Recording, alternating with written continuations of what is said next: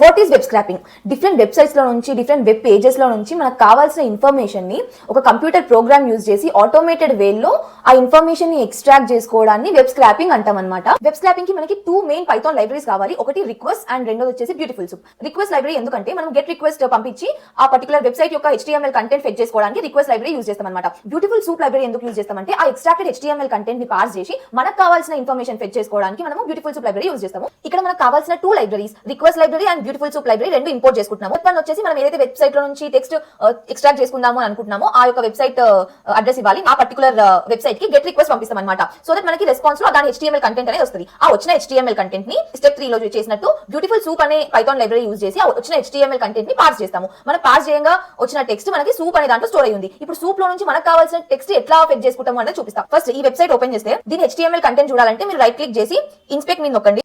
HTML elements వస్తాయి. Then ఈ HTML elements లో మనకు కావాల్సిన టెక్స్ట్ యొక్క HTML కంటెంట్ ఏది తెలుసుకోవాలంటే, ఫర్ ఎగ్జాంపుల్ మనం ఈ టెక్స్ట్ ఫెచ్ చేయాలి అనుకున్నాం అనుకో, దీన్ని కాపీ చేయండి.